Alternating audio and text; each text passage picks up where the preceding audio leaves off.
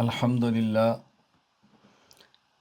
للہ وحدہ لا شریک لہ والصلاة والسلام علی من لا نبی بعدہ وعلی آلہ واصحابہ الذین اوفوا عہدہ اما بعد فاعوذ باللہ من الشیطان الرجیم بسم اللہ الرحمن الرحیم اہدنا الصراط المستقیم صراط الذین انعمت علیہم غیر المغضوب علیہم ولا الضالین اللہم صلی علی محمد وعلی آل محمد کما صلیت علی ابراہیم وعلی آل ابراہیم انک حمید مجید اللہم بارک علی محمد وعلی آل محمد کما بارکت علی ابراہیم وعلی آل ابراہیم انک حمید مجید۔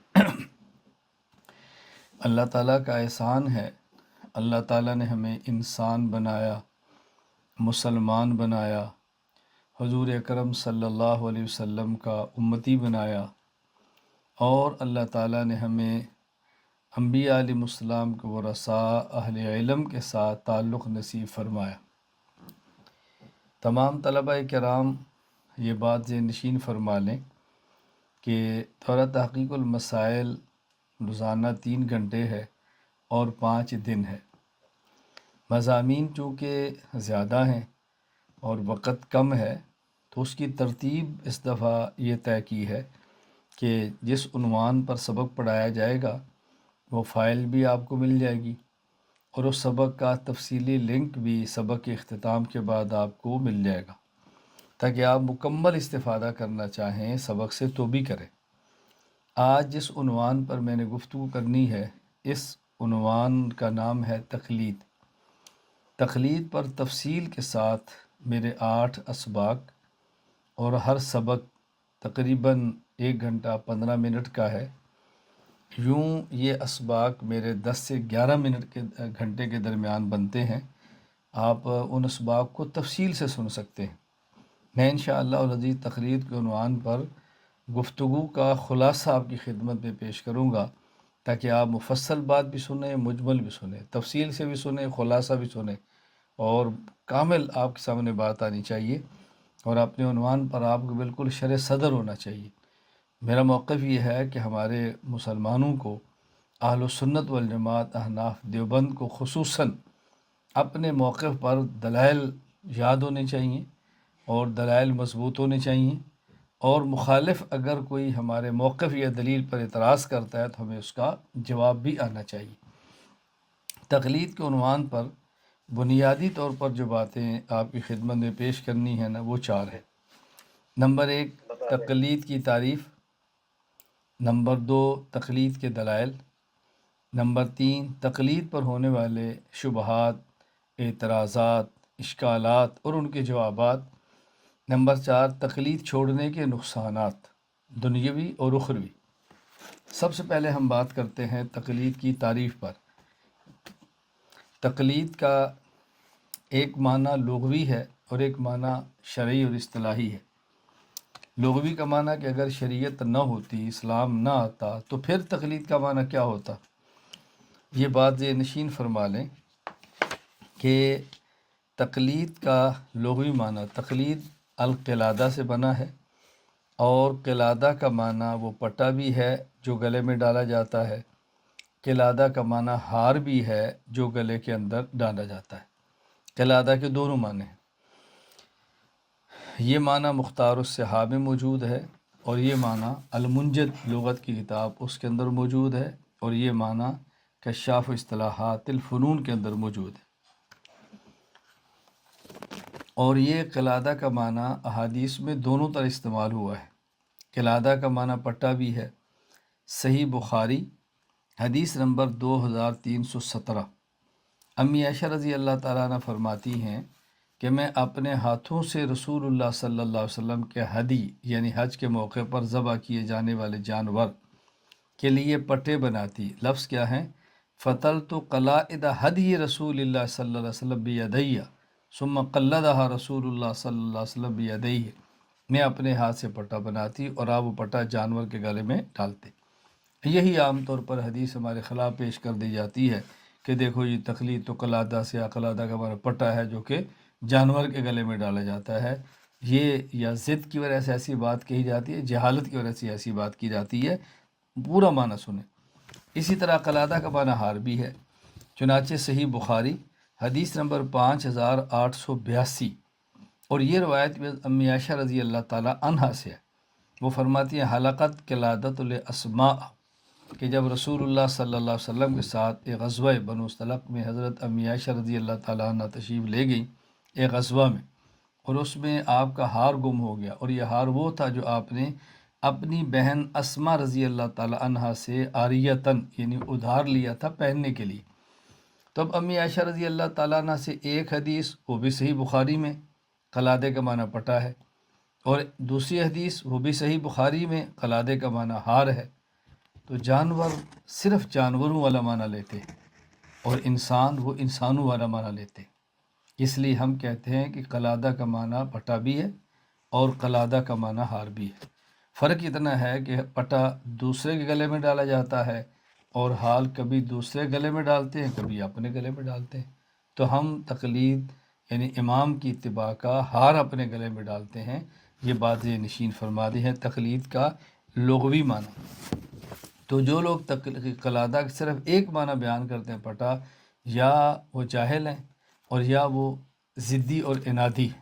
ہم جہالت اور ضد کی بات نہیں کرتے، ہم دونوں معنی بیان کرتے ہیں۔ تقلید کا اصطلاحی معنی یعنی شریعت میں تقلید کا معنی کیا ہے؟ کشاف اصطلاحات الفنون کے اندر ہے اتباع الانسان غیر فیما یقول او یفعل معتقد للحقیت من غیر نظر الى الدلیل کان ھذا المتبع جعل قول الغیر او فعلہ قلادۃ فی عنقہ من غیر مطالبۃ دلیل۔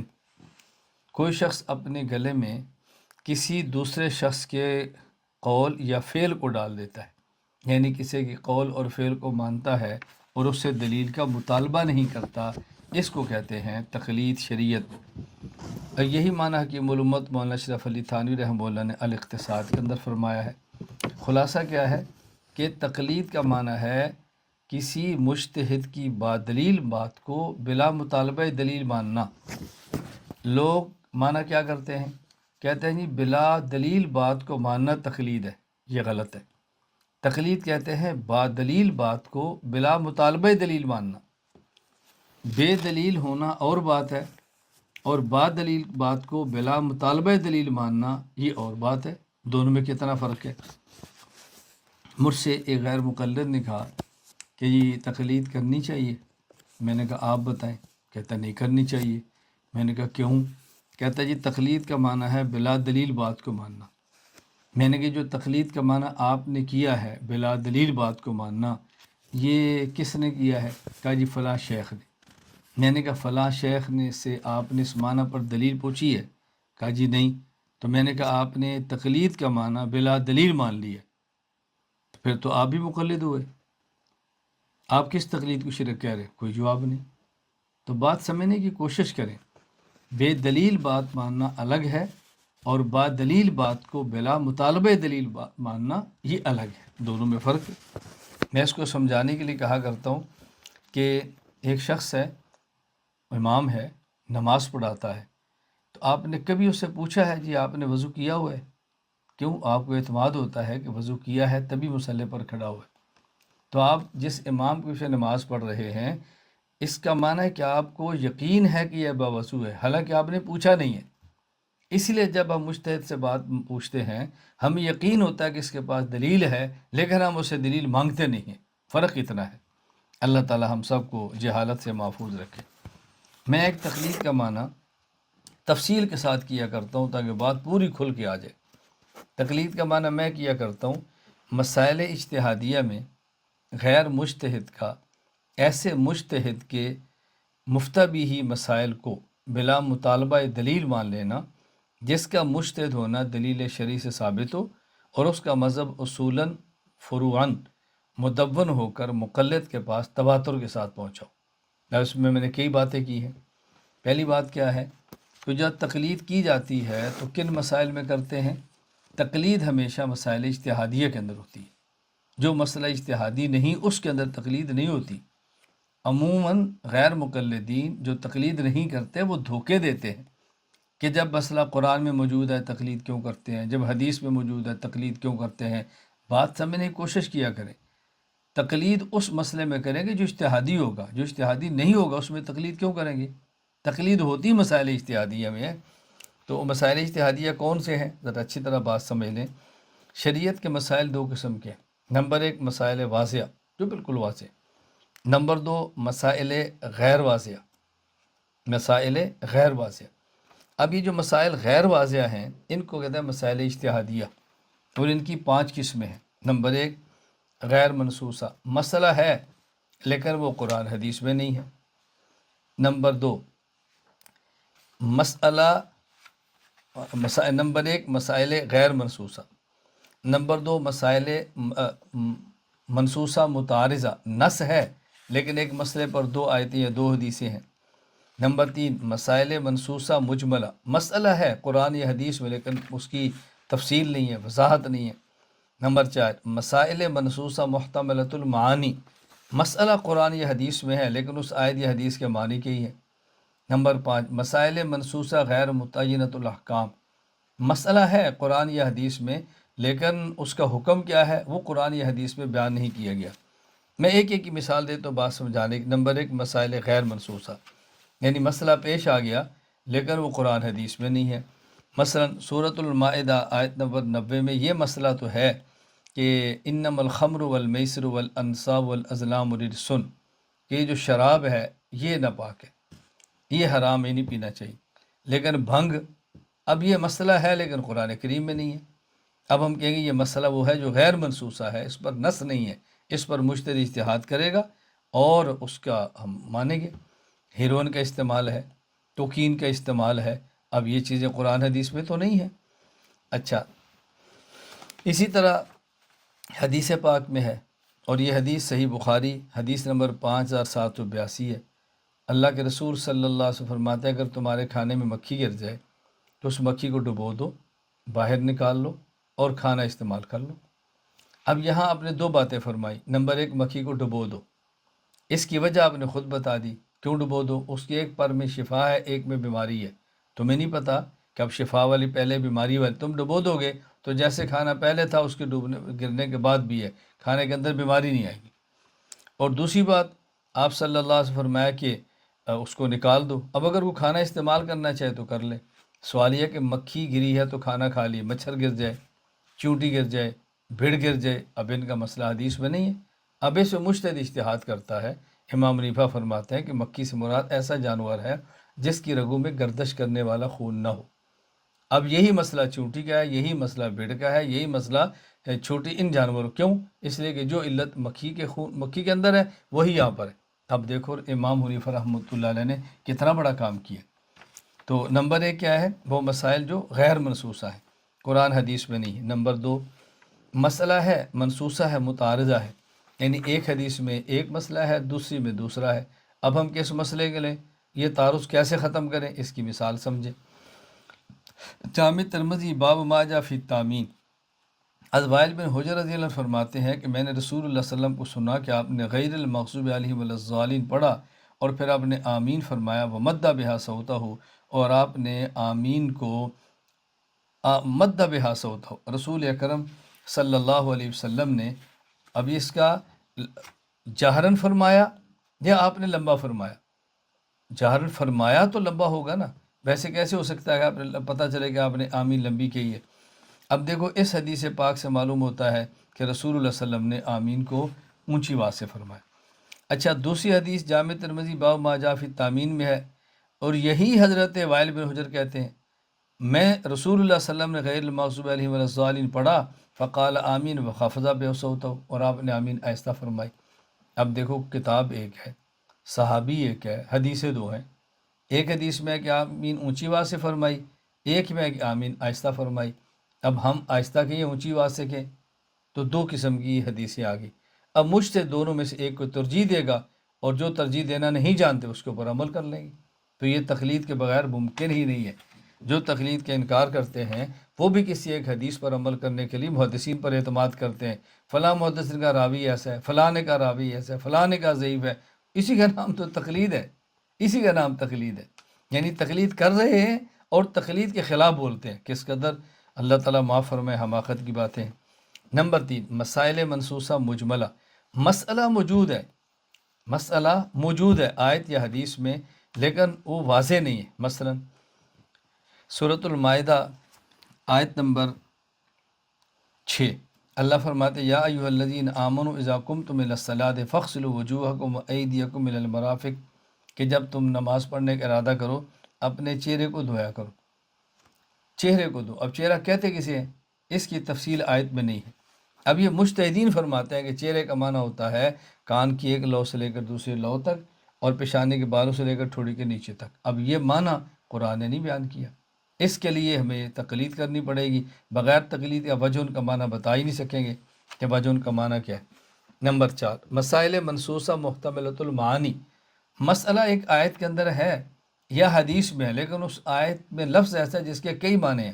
اب ہم کون سا معنی لیں؟ یہ اجتہاد کے بغیر اور تقلید کے بغیر ممکن ہی نہیں ہے۔ سورۃ البقرہ آیت نمبر 228، والمطلقات یتربصن بانفسہن ثلاثۃ قروء، وہ عورت جس کو طلاق ہو جائے تو اس عورت کی جو عدت ہے وہ 3 قروء ہے، 3 قروء۔ اب قرء کا معنی حیض بھی ہے، ماہواری مینسس کے دن، اور قرء کا معنی پاکی کے دن بھی ہے۔ اس سے مراد 3 حیض ہیں یا 3 پاکی والے ایام ہیں، دونوں معنی ہیں۔ اب یہاں مجتہد اجتہاد کر کے ایک معنی کو ترجیح دے گا اور دوسرے لوگ تقلید کر کے مجتہد کی بات کو مان لیں گے۔ یہاں ایک وضاحت سماعت فرما لیں، یہاں مراد ہر عورت نہیں، وہ عورت جو حاملہ ہو اس کی عدت ہوتی ہے بچے کی پیدائش، جو فوت ہو جائے اس کی عدت ہوتی ہے اس کی عدت ہوتی ہے 4 ماہ 10 دن اگر وہ حاملہ نہیں۔ وہ عورت جس کو حیض آتا ہی نہیں اس کی عدت ہوتی ہے 3 ماہ۔ تو اس سے مراد وہ عورت ہے کہ جس کو حیض آتا ہے اور اس کا شوہر زندہ ہے اور اس کو طلاق ہوئی ہے، اور وہ عورت ایسی ہے کہ حاملہ بھی نہیں ہے۔ نمبر 5، مسائل منصوصہ غیر متعینۃ الاحکام، مسئلہ ہے قرآن یا حدیث میں لیکن اس کا حکم نہیں بیان کیا گیا۔ مثلا صحیح بخاری حدیث نمبر 732، رسول اکرم صلی اللہ علیہ وسلم فرمایا کہ امام اس لیے ہوتا ہے کہ اس کی اقتداء کی جائے۔ جب امام اللہ اکبر کہے تم اللہ اکبر کو، امام رکوع کرے تم رکوع کرو، جب امام سمع اللہ لمن حمدہ کہے تو تم کو ربنا لک الحمد، وَإِذَا سَجَدَ فَاسْجُدُوا، اور جب امام سجدہ کرے تم بھی سجدہ کرو۔ اب دیکھو یہاں آپ نے فرمایا جب امام اللہ اکبر کے تم بھی کہو۔ اب یہ اللہ اکبر جو ہم نے کہنا ہے یہ فرض ہے یا واجب ہے؟ حدیث کے اندر اس کا حکم نہیں بیان کیا۔ آگے آپ فرمایا امام رکوع کرے تو تم بھی رکوع کرو۔ اچھا، پھر آپ نے فرمایا کہ جب امام سمع اللہ لمن حمدہ کے تم ربنا لک الحمد کہو، جب امام سجدہ کرے تم سجدہ کرو۔ اب اس حدیث میں آپ نے کیا فرمایا؟ تم اللہ اکبر کہو، تم رکوع کرو، تم ربنا لک الحمد کہو، تم سجدہ کرو۔ عجیب بات یہ ہے تکبیر کہنا فرض ہے، رکوع کہنا فرض ہے، سجدہ کرنا فرض ہے، اور ربنا ولک الحمد کہنا فرض نہیں۔ حالانکہ آپ صلی اللہ علیہ وسلم نے چاروں کے بارے میں ایک ہی لفظ بولا نا امر کا، کہ فکبروا، فرکعوا، فقولوا، فاسجدوا، لیکن 3 فرض ہیں اور ایک سنت ہے۔ تو اب اللہ کے نبی صلی اللہ علیہ وسلم نے کسی کا حکم نہیں بیان فرمایا، یہ حکم کون بیان کرے گا؟ مجتہد۔ تو میں نے بتایا کہ 5 قسم کے مسائل وہ ہیں کہ جو مسائل اجتہادیہ ہیں، ان پر تقلید کے بغیر کوئی انسان عمل کرنا چاہے تو ممکن ہی نہیں ہے۔ تو پہلے یاد رکھیے تقلید کا معنی کیا ہے۔ جب تک تقلید کا معنی نہیں سمجھ آئے گا تب تک یہ باتیں حل نہیں ہو سکتی۔ تو میں نے تقلید کا معنی کیا بیان کیا؟ تقلید کرنی ہے کس میں؟ مسائل اجتہادیہ میں۔ تقلید کرنی ہے مسائل اجتہادیہ میں، اور تقلید کون کرے گا؟ غیر مجتہد۔ مجتہد نہیں کرے گا۔ لوگ کہتے ہیں اگر تقلید کرنا واجب ہے تو امام ابو حنیفہ کس کی تقلید کرتے ہیں؟ ہم کہتے ہیں کسی کی بھی نہیں۔ کیوں؟ بھائی وہ تو مجتہد ہے۔ جس طرح امام کے پیچھے نماز پڑھنی ہے باجماعت، امام کس کے پیچھے ہے؟ وہ تو خود امام ہے، وہ کسی کے پیچھے کیوں کھڑا ہوگا؟ کلمہ پڑھنا ہے ہر ایک نے نبی کا، نبی خود کسی کا کلمہ کیوں پڑھے؟ وہ تو خود نبی ہے۔ تو مجتہد کسی اور کی تقلید تو نہیں کرے گا، وہ تو خود مجتہد ہے۔ یہ بات اچھی طرح ذہن نشین فرما لیں۔ مسائل اجتہادیہ میں غیر مجتہد نے تقلید کرنی ہے، اور تقلید کیسی کرنی ہے؟ مجتہد کی، ہر بندے کی نہیں۔ مجتہد وہ ہوتا ہے کہ جس کا مجتہد ہونا دلیل شرعی سے ثابت ہو، قرآن کریم سے مجتہد ہونا ثابت ہو، حدیث پاک سے اس کا مجتہد ہونا ثابت ہو، یا امت کے اجماع سے اس کا مجتہد ہونا ثابت ہو۔ حضرت امام ابو حنیفہ رحمہ اللہ مجتہد ہیں، تو آپ کا مجتہد ہونا ثابت ہے، لیکن کہاں سے ثابت ہے؟ آپ کا مجتہد ہونا امت کے اجتہاد سے ثابت ہے، امت کے اجتہاد سے۔ تو تقلید ایسے مجتہد کی کریں گے۔ اچھا، آگے ہم نے مجتہد کی تقلید کرنی ہے، لیکن کن مسائل میں؟ یاد رکھ لیں، مفتہ بھی مسائل میں۔ یہ میں بات اس لیے کہتا ہوں، بس اوقات لوگ امام کا مسئلہ بیان کرتے ہیں اور کہتے ہیں بھی تمہارے امام نے فلاں مسئلہ لکھا ہے، ہم نے کہا فلاں پر فتویٰ ہے، مفتہ بھی ہے، کہا جی نہیں، میں نے کہا پھر اشکال کیوں ہے؟ ہمارے خلاف وہ مسئلہ پیش کرو جس پر ہمارا فتویٰ ہے، اگر کسی پر ہمارا فتویٰ نہیں تو اس کو ہمارے خلاف پیش نہیں کر سکتے، تو تقلید مفتہ بھی مسئلہ میں ہوتی ہے۔ لوگ کہتے ہیں نہیں، ہے تو امام کا مسئلہ نا۔ اچھا، آپ ان سے پوچھو بھائی فلاں حدیث ہے تو اللہ کے نبی کی، آپ اس پر عمل کیوں نہیں کرتے؟ کہتے ہیں منسوخ ہے۔ تو جس طرح نبی پاک کی حدیث اور منسوخ ہو اس پر عمل نہیں ہوتا، تو اگر امام کا فتویٰ اور غیر مفتہ بھی ہو اور مرجوح قول ہو تو اس کے اوپر نہ اعتراض ہوتا ہے، نہ وہاں تقلید ہوتی ہے، نہ ہی اس کو ہمارے خلاف آپ پیش کر سکتے۔ پھر بلا مطالبہ دلیل، اس پر میں وضاحت کر چکا ہوں کہ مجتہد کا مسئلہ بادلیل ہوتا ہے، لیکن ہم دلیل کا مطالبہ نہیں کرتے۔ اور کس مجتہد کی تقلید کریں گے؟ جس کے مذہب کے اصول اور مسائل لکھ کر مدون ہو کر ہمارے پاس پہنچو۔ بہت سے لوگ اشکال کرتے ہیں کہ آپ نے اگر کرنی ہے تقلید تو صحابہ کی کیوں نہیں کرتے؟ ہم نے کہا صحابہ کا مذہب اصول فروع مدون ہو کر ہمارے پاس نہیں پہنچا، اگر آپ کے پاس پہنچا تو آپ بتا دیں۔ اس پر تفصیلی بات میں کر چکا ہوں سبق کے اندر، میں نے کہا آپ کو لنک مل جائے گا انشاءاللہ۔ پھر مقلد کے پاس وہ تواتر کے ساتھ پہنچاؤ۔ یہ بات میں کیوں کہتا ہوں؟ لوگ کہتے ہیں جی آپ کے پاس جو فقہ حنفی ہے، آپ امام ابو حنیفہ سے ان تمام مسائل کو سند کے ساتھ ثابت کر دیں۔ آپ ان سے پوچھا کرو کہ تمہارے پاس جو قرآن کریم ہے، اس قرآن کی ہر آیت کو تم رسول اللہ صلی اللہ علیہ وسلم سے سند کے ساتھ ثابت کر دو، تو کہیں گے کہ نہیں جی یہ تو تواتر سے ثابت ہے۔ تو ہم نے کہا جس طرح قرآن کریم رسول اللہ صلی اللہ علیہ وسلم سے تواتر سے ثابت ہے نا، سند نہیں مانگتے، اسی طرح فقہ حنفی امام حنیفہ سے تواتر ثابت ہے، تو ہر مسئلے پر سند نہیں مانگا کرتے۔ جہالت کی باتیں نہ کرو، سمجھنے کی باتیں کرو۔ تو میں نے عرض کیا تھا تقلید کے متعلقہ آپ نے 4 باتیں سمجھنی ہیں۔ پہلی بات، تقلید کا معنی۔ تقلید کے معنی کا خلاصہ کیا ہے؟ کہ مجتہد کی بادلیل بات کو بلا مطالبہ دلیل ماننا، یہ ہے تقلید۔ اللہ ہمیں بات سمجھنے کی توفیق عطا فرمائے۔ تقلید کے دلائل۔ تقلید کی 2 قسمیں ہیں، ایک ہے تقلید مطلق اور ایک ہے تقلید شخصی۔ تقلید کی 2 قسمیں ہیں، یعنی وہ تقلید جو کی جاتی ہے، وگرنہ تو تقلید کی ابتداً 2 قسمیں ہیں، تقلید محمود جو کرنی ہے، تقلید مذموم جو نہیں کرنی۔ پھر تقلید محمود کی 2 قسمیں ہیں، تقلید مطلق اور تقلید شخصی۔ تقلید مطلق کا معنی کسی بھی مجتہد کی تقلید کر لو۔ تقلید شخصی کا معنی کہ تمام مسائل میں ایک ہی مجتہد کی تقلید کرو، یہ ہے تقلید شخصی۔ پہلے میں تقلید مطلق پہ دلائل دیتا ہوں، پھر انشاءاللہ تقلید شخصی پر دلائل بھی دیں گے۔ تقلید مطلق پہ دلائل سماعت فرمائیں۔ دلیل نمبر 1، اہدنا الصراط المستقیم صراط الذین انعمت علیہم، اے اللہ ہم کو صراط مستقیم پر چلا۔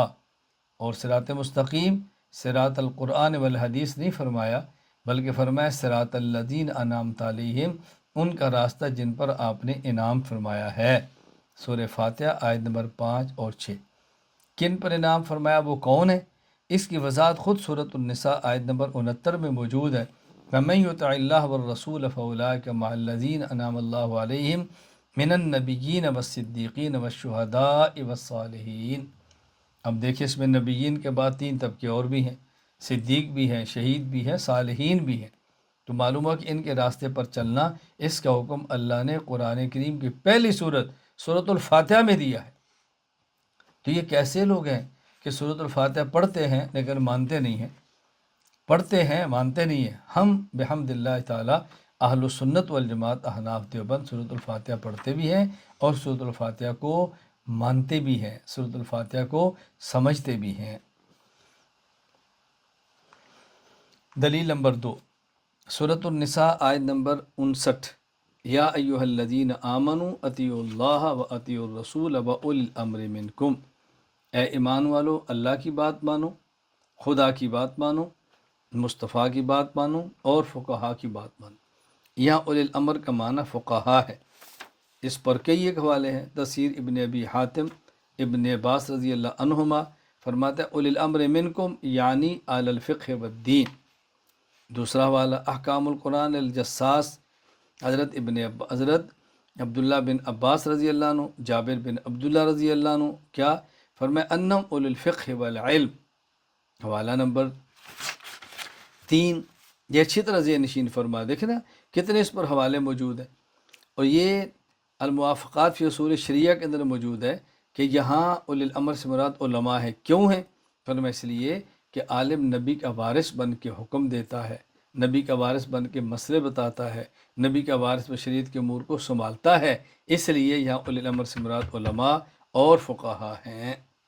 یہ بات اچھی طرح ذہن نشین فرما لیں۔ دلیل نمبر 3، سورۃ النساء آیت نمبر 83، وَإِذَا جَاءَهُمْ أَمْرٌ مِّنَ الْأَمْنِ أَوِ الْخَوْفِ أَذَاعُوا بِهِ وَلَوْ رَدُّوهُ إِلَى الرَّسُولِ وَإِلَى أُولِي الْأَمْرِ مِنْهُمْ لَعَلِمَهُ الَّذِينَ يَسْتَنبِطُونَهُ مِنْهُمْ، کہ جب مدینہ منورہ میں امن یا خوف کا واقعہ پیش آتا ہے تو ان کو چاہیے ان کو بتائیں، جو اولی رسول کو بتائیں اور اولی الامر کو بتائیں۔ اولی الامر کون؟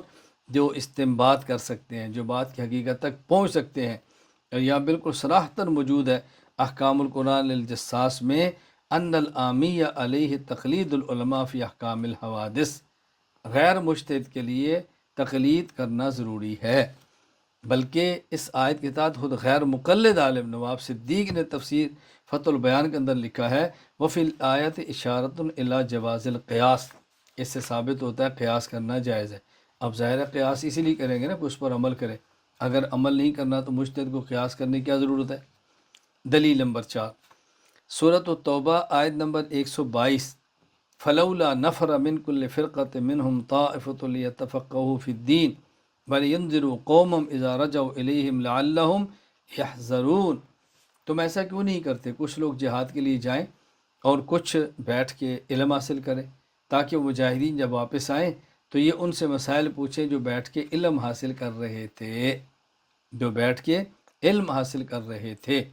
تو ظاہر ہے وہ اسی لیے علم حاصل کرتے ہیں کہ واپس آ کر ان سے پوچھیں، تو اگر ان کی بات نہیں ماننی تو بتائیں، پھر ان کو یہ بات حکم کیوں دیا گیا کہ جب واپس آئیں تو یہ ان کو ڈرائیں۔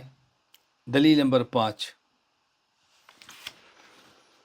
سورۃ النحل آیت نمبر 43، فَاسْأَلُوا أَهْلَ الذِّكْرِ إِن كُنتُمْ لَا تَعْلَمُونَ، اگر تم اہل علم نہیں ہو تو پھر ان علماء سے پوچھو جو اہل ذکر ہیں، یعنی عالم بھی ہیں، اللہ کا ذکر بھی کرتے ہیں، عالم بھی ہیں، ان کا علم پختہ، ان کو یاد بھی ہے، عالم بھی ہیں، وہ اللہ کو یاد رکھتے ہیں اور گناہوں سے بچتے ہیں، ان علماء سے پوچھو۔ اب یہاں دیکھو صراحتاً بات کی جا رہی ہے کہ اہل علم سے ہمیں سوال کرنا چاہیے اور مسائل انہی سے پوچھنے چاہیے۔ دلیل نمبر 6، صحیح بخاری حدیث نمبر 7352، عمر بن عاص رضی اللہ عنہ فرماتے ہیں انہوں نے رسول اللہ صلی اللہ علیہ وسلم سے سنا کہ آپ نے فرمایا اذا حکم الحاکم فاجتہد ثم اصاب فلہ اجران واذا حکم فاجتہد ثم اخطا فلہ اجر، کہ جب ایک مجتہد حاکم فیصلہ کرے اور اجتہاد کرے اور درست اجتہاد ہو، 2 اجر ہے، اگر اجتہاد میں خطا ہو جائے تو اس کو 1 اجر پھر بھی ملتا ہے۔ تو مجتہد اجتہاد کیوں کرتا ہے؟ اس لیے اجتہاد کرتا ہے کہ لوگ اس کے اجتہاد پر عمل کریں، وگرنہ اس مجتہد کو اجتہاد کرنے کی کیا ضرورت ہے؟ یہ بات ذہن نشین فرما لیں، یا میں صرف طلباء کو سمجھانے کے لیے تھوڑی سی وضاحت کر دیتا ہوں کہ آپ اس کو بات سمجھ لیں۔ اگر مجتہد کا اجتہاد درست ہو تو اجر دوہرا ہے، اگر مجتہد سے اجتہاد میں خطا ہو جائے تو اجر ہے لیکن اکارہ ہے۔ اس کا مطلب کیا ہے؟ اس کا مطلب یہ ہے کہ اگر ایک ڈاکٹر ہو، اسپیشلسٹ ہو، سند یافتہ ہو اور اس کے پاس ڈگری ہو کہ وہ پریکٹس کی ہو، ڈگری ہو، اور اس کو قانون یہ اجازت دے کہ آپریشن کرنا چاہے تو کر سکتا، ایسا ڈاکٹر۔ اب اگر اس ڈاکٹر نے کسی کے دماغ کا یا دل کا اس نے آپریشن کیا اور آپریشن کامیاب ہو گیا، آپریشن کامیاب ہو گیا تو اب اس ڈاکٹر کو معمول کی تنخواہ بھی ملے گی، اور چونکہ آپریشن بہت اہم تھا، بہت خطرناک تھا، بہت مشکل تھا، اس نے کیا، اس کو ترقی بھی مل جائے گی، وگرنہ ہار ملیں گے، وگرنہ شاباش ملے گی۔ لیکن اگر ڈاکٹر سند یافتہ ہو، ڈگری ہولڈر ہو، اور اس کو باقاعدہ قانون اجازت دیتا ہو کہ آپریشن کرے، اور اس نے پوری محنت بھی کی ہو، لیکن خدا نخواستہ آپریشن ناکام ہو گیا اور مریض فوت ہو گیا، تو اس ڈاکٹر کو ڈاکٹر ہونے کی اور باقاعدہ کام کرنے کی تنخواہ پھر بھی ملے گی، وہ جو آپریشن کے کامیاب ہونے پر اس کو ترقی یا شاباش ملنی تھی وہ نہیں ملے گی۔ اسی طرح جب مجتہد محنت کرتا ہے، اجتہاد کرتا ہے، اور اجتہاد کر کے درست مسئلہ نکال لیتا ہے، تو اس کو دو اجر مل جاتا ہے، ایک اجتہاد کا اور ایک درست مسئلہ نکالنے کا۔ اور اگر اس اجتہاد میں خطا ہو گئی تو اجتہاد کرنے کا اجر تو ملے گا، لیکن جو کہ وہ خطا ہو گئی اس لیے درست مسئلے پر جو اس کو اجر ملنا تھا وہ نہیں ملے گا۔ یہ معنی اس کا کہ مجتہد اگر مصیب ہو، درست اجتہاد کرے تو دو اجر ملتے ہیں، اگر مجتہد مخطی ہو، اس سے خطا ہو جائے تو اس کو ایک اجر پھر بھی ملتا ہے۔ یہ اچھی طرح ذہن نشین فرما لیں، الجھن میں نہیں رہنا۔ دلیل نمبر 7، سنن ابی داؤد حدیث نمبر 3119، حضرت معاذ بن جبل رضی اللہ تعالیٰ عنہ کو جب رسول اللہ صلی اللہ علیہ وسلم نے یمن بھیجا تو آپ نے پوچھا کہ جب تمہارے پاس کوئی کیس آئے گا، مقدمہ آئے گا، آپ کیسے فیصلہ کرو گے؟ انہوں نے کہا اللہ کے نبی میں اللہ کی کتاب سے فیصلہ کروں گا۔ کہا فَإِن لَمْ تَجِدْ فِي کتاب اللہ، اگر تمہیں کتاب اللہ میں نہ ملے، کیا میں رسول اللہ صلی اللہ علیہ وسلم کی سنت سے فیصلہ کروں؟ پوچھا اگر سنت میں نہ ملے تو اور کتاب اللہ میں نہ ملے، کہا جی اجتہد، میں اجتہاد کروں گا، میں اس کے اندر کمی نہیں کروں گا۔ رسول اللہ صلی اللہ علیہ وسلم بہت خوش ہوئے، ایک تو آپ نے ان کے سینے پر ہاتھ مارا، اور دوسرا آپ نے فرمایا الحمدللہ الذی وفق رسول اللہ لما یرضی رسول اللہ، میں اللہ تعالیٰ شکر ادا کرتا ہوں کہ میں آپ کا نمائندہ ہوں اور یہ معاذ میرا نمائندہ ہے، آپ نے میرے نمائندے کو اس بات کی توفیق عطا فرمائی ہے جس نے آپ کے نمائندے یعنی اللہ کے رسول کو خوش کر دیا۔ تب دیکھو رسول اکرم صلی اللہ علیہ وسلم اس مجتہد کے اجتہاد کو دے کر اور خوش ہو رہے ہیں۔ میں یہاں ایک بات کہا کرتا ہوں کہ غیر مقلد کی دو بڑی آسان سی علامتیں ہیں، اور غیر مقلد کی بڑی آسان سی پہچان ہے۔ نمبر 1، اگر اس کے سامنے مجتہد کا تذکرہ کریں، مجتہد کے اجتہاد کا تذکرہ کریں تو پریشان ہوگا، اس کے چہرے پر سلوٹیں آئیں گی، ناراض ہوگا، اور 3 طلاق اکٹھی پڑ جانے کی بات کریں تو خوش ہوگا۔ اس کا معنی غیر مقلد۔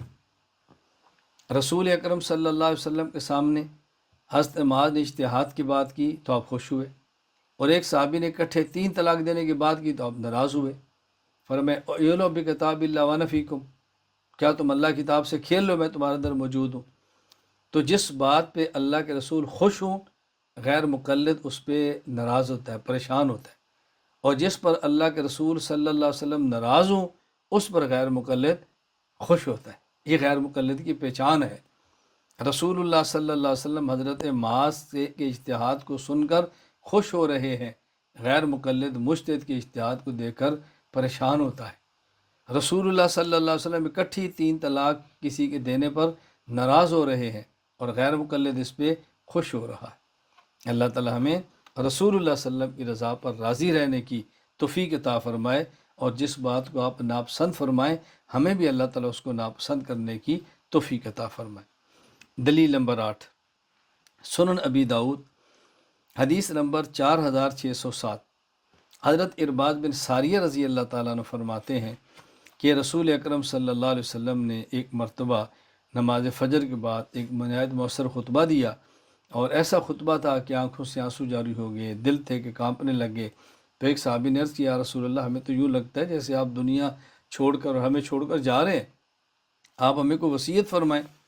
آپ نے فرمایا اوصیکم بتقوی اللہ والسمع والطاعہ، میں تمہیں اللہ سے ڈرنے کی وصیت کرتا ہوں، اور حکمران شریعت کے مطابق بات کرے تو اس کی بات سننے کی اور عمل کرنے کی وصیت کرتا ہوں۔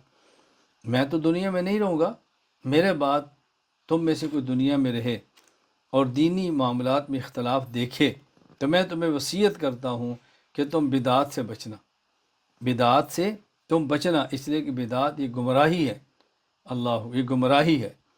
اور جب ایسا دور آ جائے فعلیکم بسنتی و سنت الخلفاء راشدین المہدیین، تو پھر تم میری سنت کو لازم پکڑو اور خلفاء راشدین کی سنت کو مضبوطی سے تھام لو۔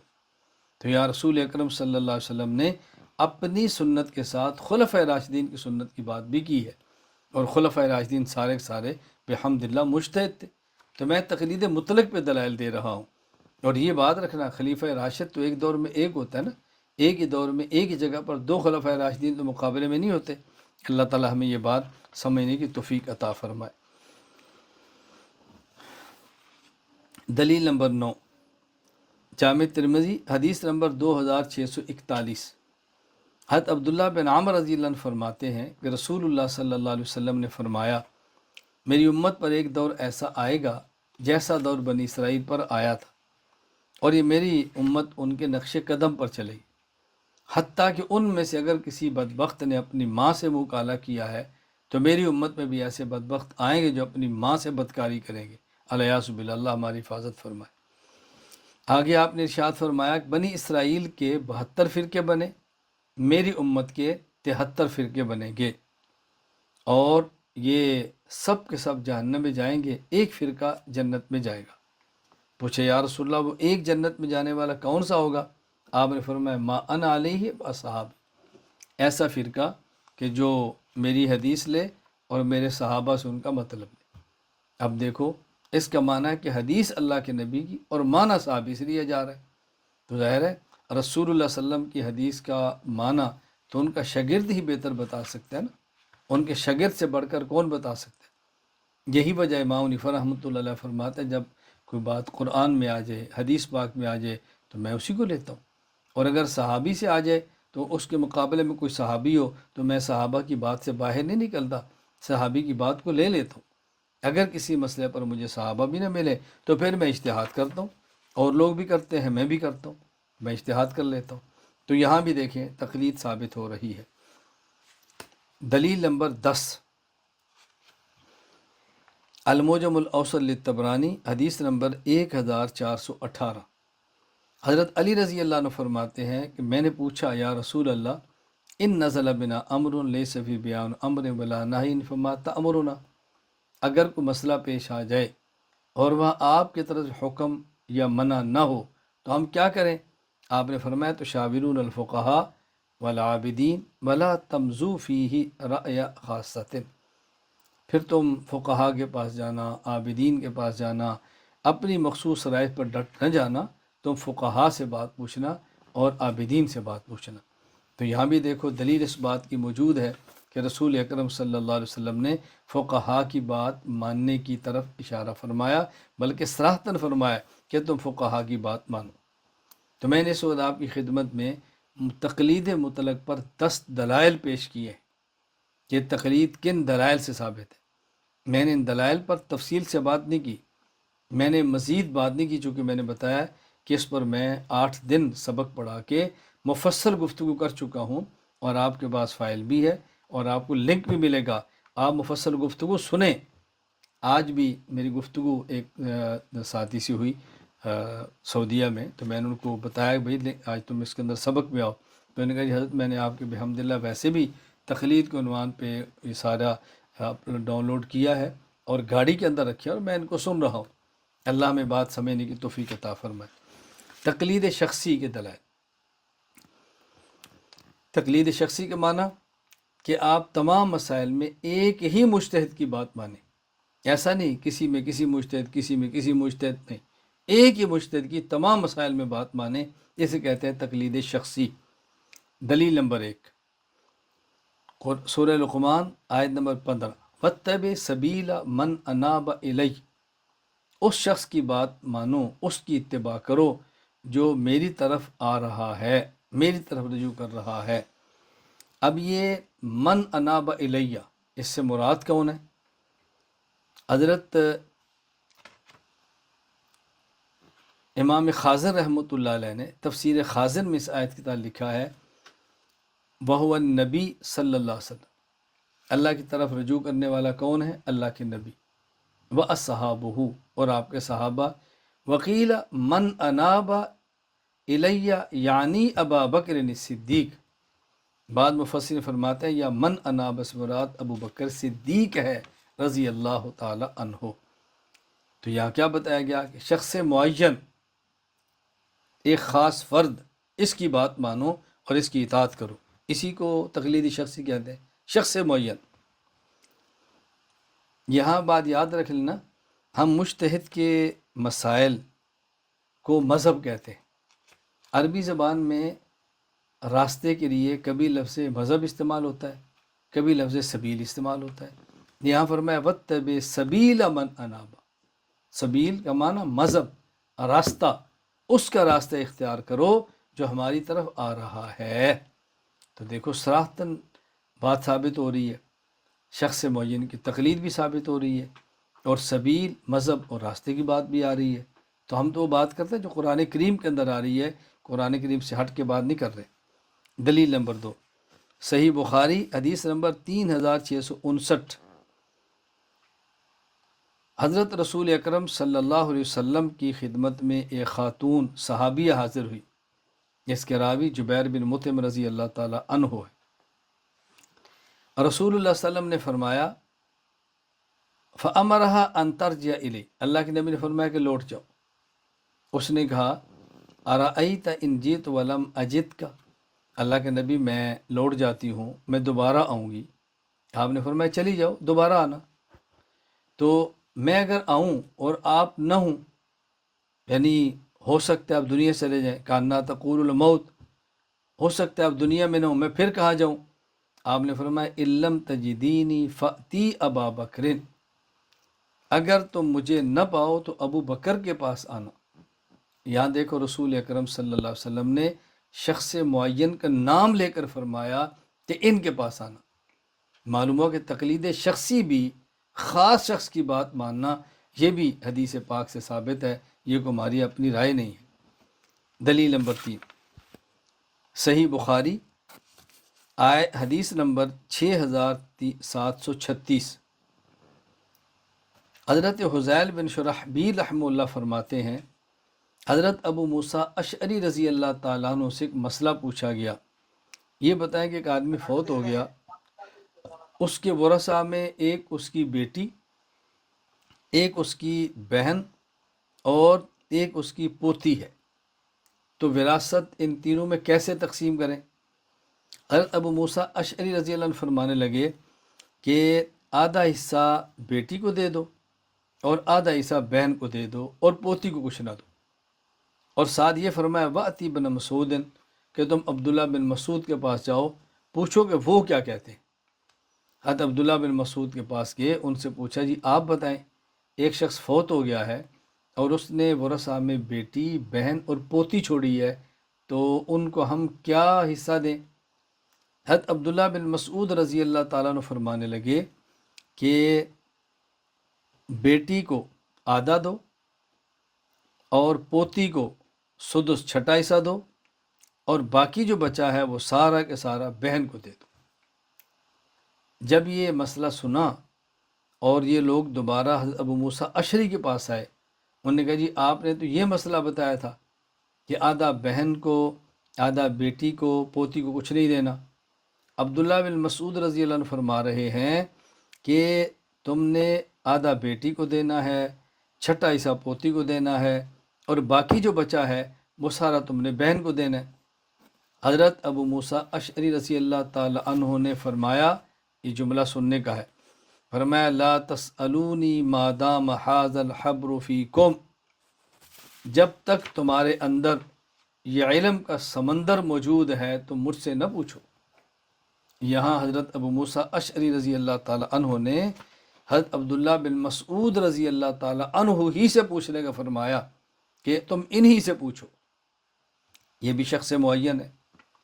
دلیل نمبر 4، مصنف ابن ابی شیبہ حدیث نمبر 33,567، 60 اور 7، حضرت رباح رحمہ اللہ فرماتے ہیں حضرت عمر بن خطاب رضی اللہ تعالیٰ عنہ نے مقام جابیہ پر خطبہ دیا اور آپ نے فرمایا من احب ان یسأل عن القرآن فلیأت ابی بن کعب، دو شخص قرآن کریم کے بارے میں معلوم کرنا چاہے تو ابی بن کعب سے پوچھے۔ بمن احب ان یسأل عن الفرائض، اور جو وراثت کا مسئلہ پوچھنا چاہے فلیأت زید بن ثابت، وہ زید بن ثابت سے پوچھے۔ ومن احب ان یسأل عن الفقہ فلیأت معاذ بن جبل، اور جو شخص فقہی مسئلہ پوچھنا چاہے وہ معاذ بن جبل کے پاس جائے۔ ومن احب ان یسأل عن المال فلیأتنی فإن اللہ جعلنی خازنا وقاسما، اور جس کو کوئی مالی مسئلہ ہو تو میرے پاس آئے، چونکہ تمہارے مال کا محافظ اور تقسیم کرنے والا اللہ تعالیٰ نے مجھے بنایا۔ تو یہاں دیکھو حضرت عمر رضی اللہ تعالیٰ عنہ نے صراحتاً فرما دیا کہ قرآن کا مسئلہ ابی بن کعب سے پوچھو، اور وراثت کا مسئلہ زید بن ثابت سے پوچھو، فقہی مسئلہ اس کے علاوہ معاذ بن جبل سے پوچھو، مالی ضرورت ہو تو میرے پاس آؤ، یہی شخص معین ہوتا ہے۔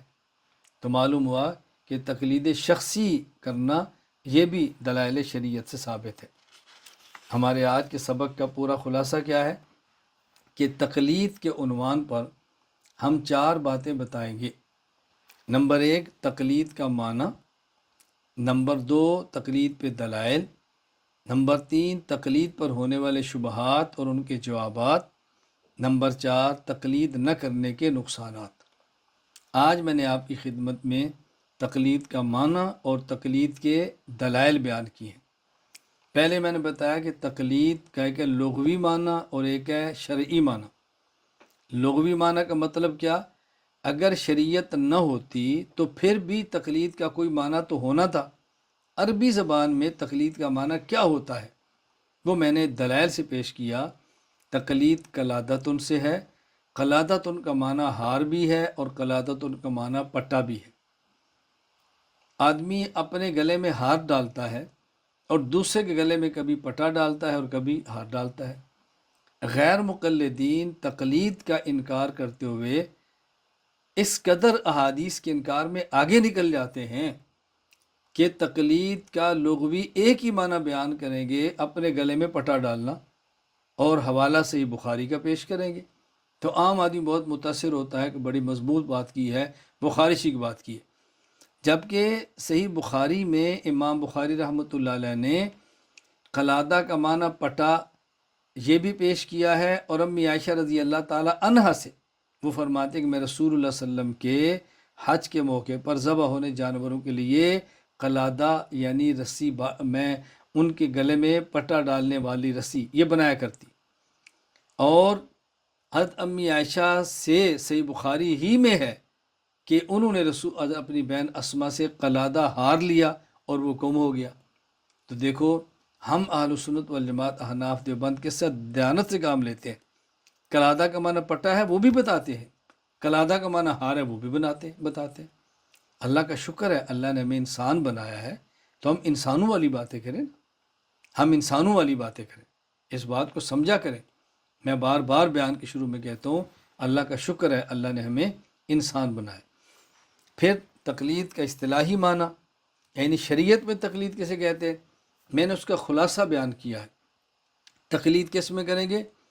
مسئلہ اجتہادی ہو، نمبر 2 بتانے والا مجتہد ہو، نمبر 3 وہ بات دلیل بات بتائے، نمبر 4 اس پر اس کا فتویٰ بھی ہو، نمبر 5 وہ لکھا ہوا بھی ہمارے پاس پہنچے، نمبر 6 تواتر کے ساتھ ہے اور ہم اس سے دلیل نہ مانگے۔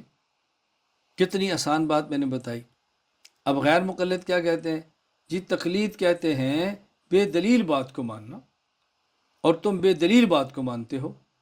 میں نے کہا تقلید کا معنی بے دلیل بات کو ماننا نہیں ہے، تقلید کا معنی ہے با دلیل بات کو بلا مطالبہ دلیل ماننا، یعنی اس مسئلے پر دلیل ہوتی ہے ہم دلیل کا مطالبہ نہیں کرتے کہ ہمیں یقین ہوتا ہے کہ مجتہد کے پاس دلیل موجود ہے، ہم مطالبہ نہیں کرتے، یہ مطلب نہیں ہوتا کہ اس پہ دلیل ہوتی ہی نہیں ہے، یہ غلط بات نہ کہیں۔ اس پر پھر میں نے عرض کیا کہ تقلید کی دو قسمیں ہیں، ایک ہے مذموم، ایک ہے محمود۔ تقلید مذموم کفار کی بات ماننا، فاسق کی بات ماننا، خلاف شریعت باتیں ماننا کسی کی، یہ تقلید مذموم ہے۔ تقلید محمود مجتہد کی بات ماننا، شریعت پر عمل کرنے کے لیے بات ماننا، یہ تقلید محمود ہے۔ اس تقلید محمود کی دو قسمیں ہیں، تقلید شخصی، تقلید مطلق۔ تقلید مطلق کا معنی کسی بھی مجتہد کی بات کو مان لینا، تقلید شخصی کا معنی تمام مسائل میں ایک ہی مجتہد کی بات کو ماننا۔ میں نے تقلید مطلق پر 10 دلائل پیش کیے ہیں، آیات اور احادیث، اور تقلید شخصی پر میں نے 4 دلائل پیش کیے ہیں، آیت اور احادیث۔ تو دیکھو ہمارا موقف آیات سے بھی ثابت ہے، احادیث سے بھی ثابت ہے، ایسا نہیں ہے کہ ہمارے موقع پر آیات اور احادیث نہیں ہے۔ میں انشاءاللہ اگلے سبق میں تقلید پر ہونے والے اعتراضات کے جوابات دوں گا، اور اگلے سبق میں انشاءاللہ العزیز آپ کی خدمت میں انشاءاللہ تقلید نہ کرنے کے نقصانات بھی پیش کروں گا، تاکہ بات مکمل ہو جائے۔ اللہ تعالیٰ مجھے اور آپ سب کو عمل کرنے کی توفیق عطا فرمائے۔ اللہ ہمیں اور ہماری نسلوں کو دین کی مقبول خدمت کی توفیق عطا فرمائے۔ وآخر دعوانا الحمد للہ رب العالمین۔